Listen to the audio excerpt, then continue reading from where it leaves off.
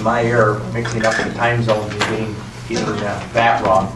We left Escanaba this morning. My mother actually is in surgery, and so I pushed the envelope trying to stay with her. It was nothing major, but I thought I should stick around, and I thought I had till 1. So my fault, and I apologize. Thank you for allowing me just to say a few words here.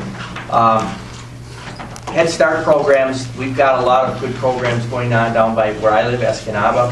In fact, the old grade school where I started out at the new Jefferson School has now become the Head Start building for the children down there. My background, I'm a log hauler for 27 years. I'm a 3rd generation at it. Married to my wife Diane. I have 4 children. I have my daughter Ashley is married to her husband Chan. They live in Escanaba right now. He's enlisted and going into the Navy. And my son Tommy is a junior down at Western Michigan University and going into engineering. My daughter Hillary is a junior at the Escanaba High School. And my caboose, my little guy, he's a freshman at the Escanaba High School. A little bit about my background. I mentioned the timber industry, log hauling. I'm a 3rd generation at it. I went into it in 1977 following my dad and my grandfather who started the business in 57. In 02 I ran for the House of Representatives, was elected, and served until 08. I mentioned Head Start my way just to give you kind of a quick assessment, I guess, of how I look at these things. I was questioned down there when I was a representative where I stood and what I supported financially and work on the finances to keep things going. I'm going to be honest and tell you I was a little concerned back then because what I saw was I felt there was a movement afoot to make the Head Start program incorporated into K-12 education and make it mandatory for all kids to go, and I don't agree with that.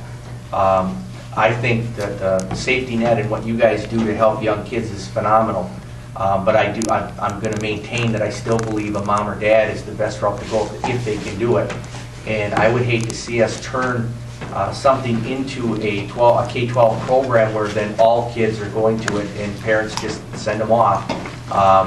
I don't agree with that. I do agree with the safety net, and Lord knows with our society and a lot of breakdowns in the families and everything else, thank goodness this program's in place to help these kids. But I want you to know that up front, that I was confronted on that as a legislator, and that was my take on it.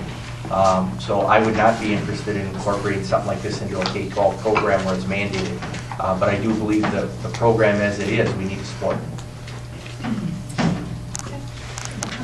And just to kind of clarify what the collaborative does is we're not necessarily just Head Start. We've got a whole bunch of different programs. We've got the GSRP program, and we've got health and social and emotional. We've got the early on program. We've got a whole bunch of programs coming together, and we've got parents as well coming together and just looking at creating a better system so that there isn't duplication of services and so that there aren't gaps in our services for young families and young children. So that's kind of what we're looking at, and we definitely don't want necessarily, everybody to go one way or the other. It's just one of those things that we're working on, a comprehensive system of early childhood in our 2 counties. And so far we've got a strategic plan and we've done some needs assessments, and so we're doing a lot, and we've got a parent coalition that's a really strong voice for the parents and having them have some leadership in the 2 counties and bring forth